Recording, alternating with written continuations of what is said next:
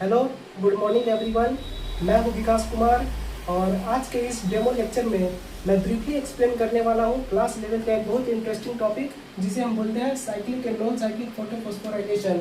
और ये जो टॉपिक है वो है photosynthesis in higher plant chapter का पार्ट। तो आज के डेमो लेक्चर को मैंने मेजरली 3 पार्ट में क्लासीफाई किया है। सबसे पहले तो है इंट्रोडक्शन, उसके बाद सम इम्पोर्टेंट टर्म, उसके बाद आज का हमारा टॉपिक जो कि non cyclic and cyclic photophosphorylation है। सबसे पहले इंट्रोडक्शन में फोटोसिंथेसिस के बारे में जानेंगे। फोटोसिंथेसिस आखिर था क्या, जिसे हम बचपन से ही या अपने लोअर क्लास से ही पढ़ते आ रहे हैं, जो कि था एक ऐसा प्रोसेस जिसमें इनऑर्गेनिक केमिकल कंपाउंड को ऑर्गेनिक केमिकल कंपाउंड में कन्वर्ट किया जाता है। किसके द्वारा?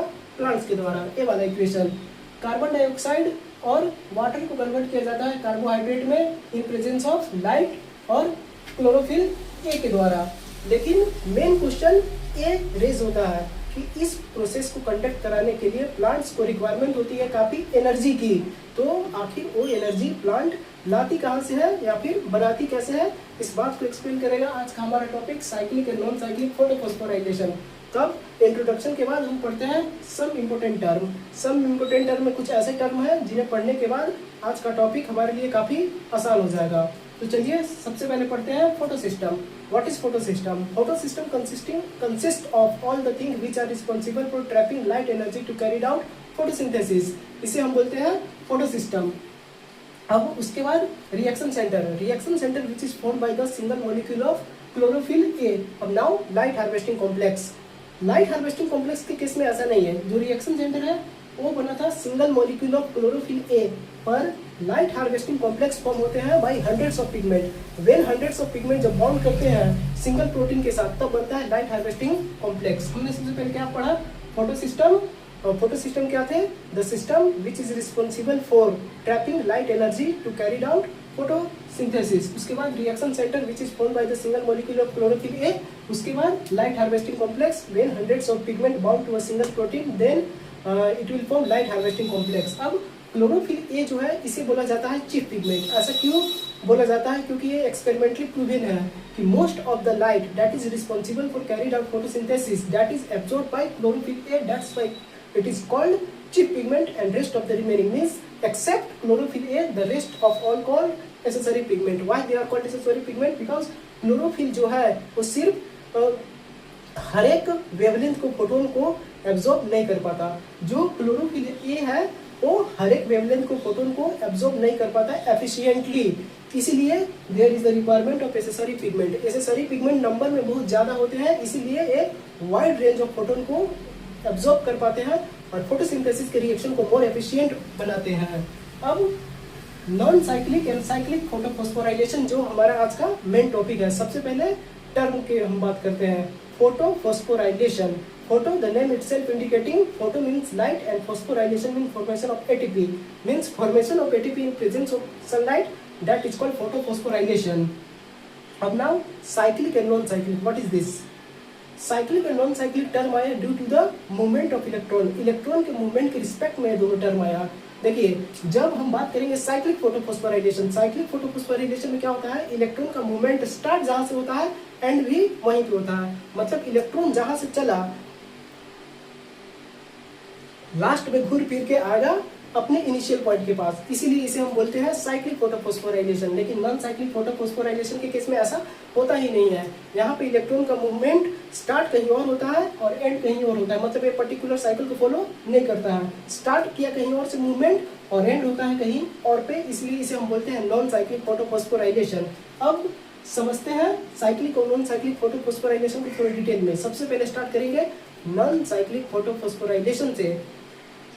तो इस प्रोसेस को समझने के लिए हमारे पास एक छोटा सा कहानी है और उस कहानी को समझने के बाद हम इस पूरे प्रोसेस को बहुत आसानी से समझ पाएंगे। मान लेते हैं 2 कंट्री है, एक कंट्री 2 है, एक कंट्री 1 है, और हमें मूव करना है कंट्री 2 से कंट्री 1 की तरफ, और दोनों कंट्री को आपस में जोड़ता है एक ब्रिज, और दोनों कंट्री का अपना अलग अलग एक कैपिटल है। अब कंट्री क्या है, कैपिटल क्या है, ब्रिज क्या है, इसके बारे में बात करते हैं। जो कंट्री मैंने बोला उसे हम बोलेंगे फोटो सिस्टम। जैसे हमें मूव करना था कंट्री 2 से कंट्री 1 की तरफ, मतलब फोटो सिस्टम 2 से फोटो सिस्टम 1 की तरफ। और हमें मूव करना था, इसका मतलब हम इलेक्ट्रॉन को मूव करवाएंगे। कहाँ से कहाँ? फोटो सिस्टम 2 से फोटो सिस्टम 1 की ओर। और क्या हमने क्या बोला था? दोनों कंट्री को आपस में ज्वाइन कर रही है एक ब्रिज। तो वो ब्रिज क्या है? ETS. Now what is ETS? ETS consists of many electron carrier and they form a system that is called electron transport system। और वो रिस्पॉन्सिबल होते हैं किस लिए? इलेक्ट्रॉन का मूवमेंट कराने के लिए। उससे हम बोलते हैं ETS, इलेक्ट्रॉन ट्रांसपोर्ट सिस्टम। अब हम कैपिटल के बारे में बात करेंगे। हमने बोला था दोनों देश के अपने अपने कैपिटल है। कैपिटल आखिर है कौन? कैपिटल है रिएक्शन सेंटर। रिएक्शन सेंटर को हम कैपिटल क्यों बोल रहे हैं? क्योंकि excitation of electron occur through और by reaction centre, that's why you are calling this capital. अब चलिए हम इस प्रोसेस को समझते हैं। हमारा मेन मकसद क्या था? मूव करना कंट्री 2 से कंट्री 1 की ओर, मतलब इलेक्ट्रॉन को मूव करवाना कंट्री 2 से कंट्री 1 की ओर। जब देखिए कोई ऐसा फोटोन गिरे जिसका वेवलेंथ अराउंड 600 नैनोमीटर हो, जब वो फॉल करेगा फोटो सिस्टम 2 पे, तो जो रिएक्शन सेंटर होगा फोटो सिस्टम 2 का, वो इलेक्ट्रॉन को एक्साइट करेगा। इलेक्ट्रॉन जब एक्साइट होते हैं तो हमें एक बात याद रखना होगा, इलेक्ट्रॉन को एक्साइट होने के बाद जो इलेक्ट्रॉन को पहली बार कैच करते हैं या कैरी करते हैं उन्हें बोला जाता है प्राइमरी इलेक्ट्रॉन एक्सेप्टर।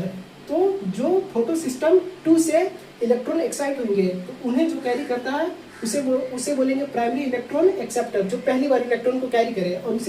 और वो है थियोफाइटिन। और थियोफाइटिन इलेक्ट्रॉन को कैरी करके आगे ट्रांसफर करता है PQ के पास। PQ मतलब प्लास्टोक्विनिन, और प्लास्टोक्विनिन आगे इलेक्ट्रॉन को ट्रांसफर करता है साइटोक्रोम BF6 के पास। और साइटोक्रोम BF6 इलेक्ट्रॉन को कहाँ ट्रांसफर करेगा?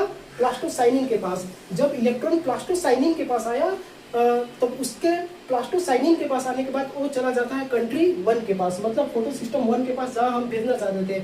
और जैसे यहाँ पे एक्साइटेशन ऑफ इलेक्ट्रॉन अगर हुआ था due to the fall of photon having wavelength 680 nanometre, वैसे भी यहाँ अगर कोई वैसा फोटोन फॉल हो जिसका वेवलेंथ अराउंड 700 नैनोमीटर होगा, तो जैसे यहाँ इलेक्ट्रॉन का एक्साइटमेंट हुआ था फोटो सिस्टम 2 के पास से, वैसे ही यहाँ भी इलेक्ट्रॉन का एक्साइटमेंट होगा। और जैसे यहाँ इलेक्ट्रॉन को कैरी किया गया था प्राइमरी इलेक्ट्रॉन एक्सेप्टर के द्वारा, वैसे यहाँ भी कैरी किया जाएगा प्राइमरी इलेक्ट्रॉन एक्सेप्टर के द्वारा। और यहाँ तो प्राइमरी इलेक्ट्रॉन एक्सेप्टर थियोफाइटिन, लेकिन यहाँ पे है फेरोडॉक्सिन। और ये इलेक्ट्रॉन एक्सेप्टर जो होते हैं toward outer side of the membrane होते हैं। और ये जो सारे प्रोसेस हो रहे हैं ये थाइलाकोइड के मेम्ब्रेन में हो रहे हैं। और जो थाइलाकोइड के मेम्ब्रेन के बाहर होता है वो होता है स्ट्रोमा, और स्ट्रोमा के ही साइड होता है NADP reductase enzyme. NADP reductase enzyme क्या करता है? जो इलेक्ट्रॉन ETS के थ्रू आए थे उसे कैच करके और स्ट्रोमा से 2 प्रोटॉन लेके NADPH+H+ का प्रोडक्शन कर देता है, मतलब NADPH बन गया।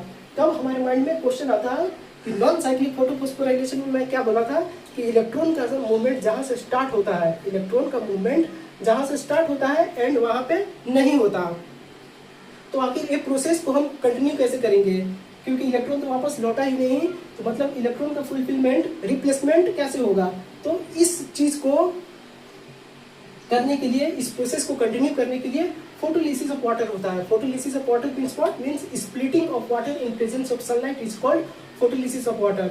जब फोटोलिसिस ऑफ वाटर में क्या होता है? वाटर के मॉलिक्यूल जब ब्रेक होते हैं तो वो कन्वर्ट किए जाते हैं इलेक्ट्रॉन, प्रोटॉन और ऑक्सीजन में। जब 2 मॉलिक्यूल ऑफ वाटर ब्रेक होंगे तो वो कन्वर्ट होंगे 4 इलेक्ट्रॉन, 4 प्रोटॉन और ऑक्सीजन में। तब इनका यूज क्या है? जो इलेक्ट्रॉन बना due to the photolysis of water, उन्हें तो वापस ETS में भेजा जाएगा। क्यों? क्योंकि NADPH बनता रहे, बार बार बनता रहे, रिएक्शन होता रहे। और ऑक्सीजन तो हमारे सांस लेने के लिए है ही, और ये जो प्रोटॉन है इसे थाइलाकोइड के ल्यूमेन में एक्यूमुलेट किया जाता है। क्यों एक्यूमुलेट किया जाता है इसे हम थोड़ा देर बाद समझेंगे। अब एक बात और समझने वाली है, जो ये प्लास्टोक्विनिन है ये तो इलेक्ट्रॉन का ट्रांसफर कर ही रहा है, लेकिन इसका मेजर काम ये है ही नहीं।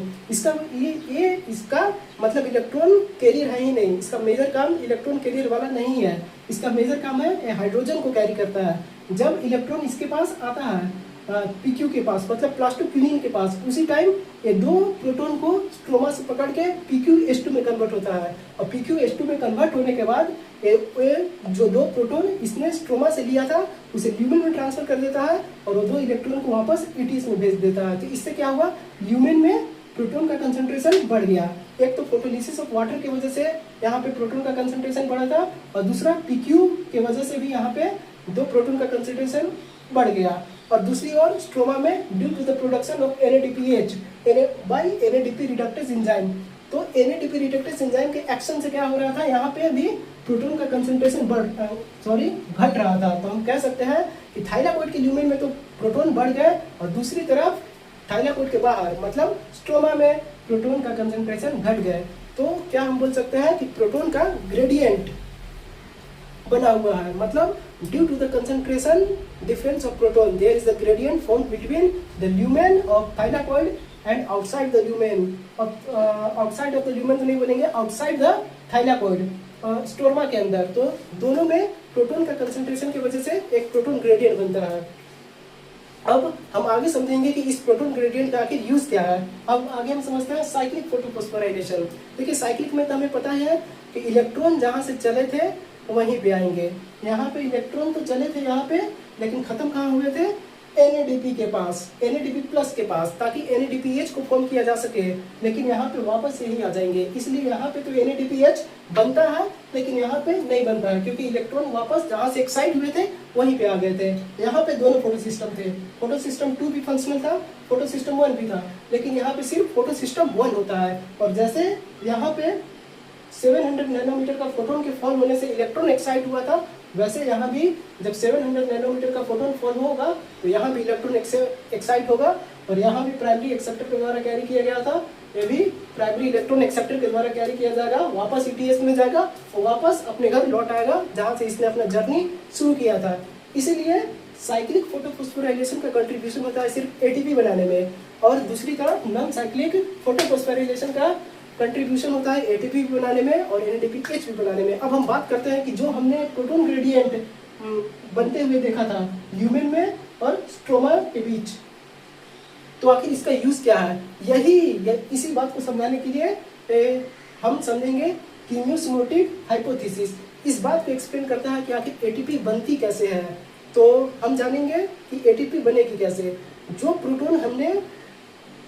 जो प्रोटॉन का ग्रेडियंट हमने बनते देखा ल्यूमेन में स्ट्रोमा में, तो उसी प्रोटॉन का जब डिफ्यूजन होगा, हमें पता है कि जब किसी चीज का मूवमेंट होता है high concentration to low concentration, तो उसे हम डिफ्यूजन बोलते हैं। वैसे ही हाई कंसंट्रेशन ल्यूमेन में होने की वजह से और स्ट्रोमा में प्रोटॉन का कंसंट्रेशन कम होने की वजह से there is the facilitated diffusion of proton through ATP synthase enzyme. और ATP सिंथेस एंजाइम का 2 पार्ट होता है, एक को हम बोलते हैं F0 और एक को बोलते हैं F1।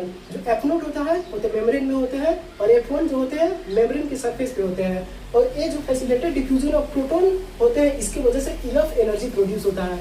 और ये इनफ एनर्जी इनफ होते हैं कन्फर्मेशनल चेंज लाने के लिए, किसमें, F1 पार्टिकल में। और इस कन्फर्मेशनल चेंज होने की वजह से F1 पार्टिकल में एक ऐसा प्रोसेस होता है जिसमें ATP में इनऑर्गेनिक फॉस्फेट जुड़ जाता है और हमारा ATP बन जाता है। अब कुछ major differences cyclic and non cyclic photophosphorylation में जानते हैं। एक तो है लोकेशन का, ये तो जो नॉन साइक्लिक होता है वो थाइलाकोइड में होता है और ये जो होता है स्ट्रोमा लेमले में होता है। इसमें ATP जो होता है वो दोनों में बनता है, इसमें भी बनता है इसमें भी। NADPH सिर्फ इसमें बनेगा क्योंकि फाइनली इलेक्ट्रॉन यहाँ पे ट्रांसफर हुआ था इसके वजह से, और इलेक्ट्रॉन तो वापस अपने घर में ही आ गया था, मतलब जहाँ से जर्नी शुरू की थी वहीं आ गया। इसके वजह से यहाँ पे NADPH नहीं बना था।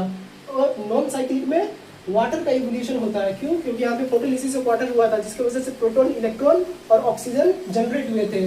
और यहाँ पे दोनों फोटो सिस्टम 2 कंट्री इन्वॉल्व थे, मतलब दोनों फोटो सिस्टम इन्वॉल्व थे किसमें, यहाँ पे नॉन साइक्लिक में। लेकिन यहाँ पे सिर्फ एक फोटो सिस्टम इन्वॉल्व है और यहाँ पे NADP रिडक्टेज एंजाइम का इन्वॉल्वमेंट था, इसलिए NADPH बना। और वहाँ पे NADPH रिडक्टेज एंजाइम का इन्वॉल्वमेंट नहीं था, इसलिए वहाँ पे NADPH नहीं बना। मुझे आशा है कि आपको लेक्चर पसंद आएगी। Thank you.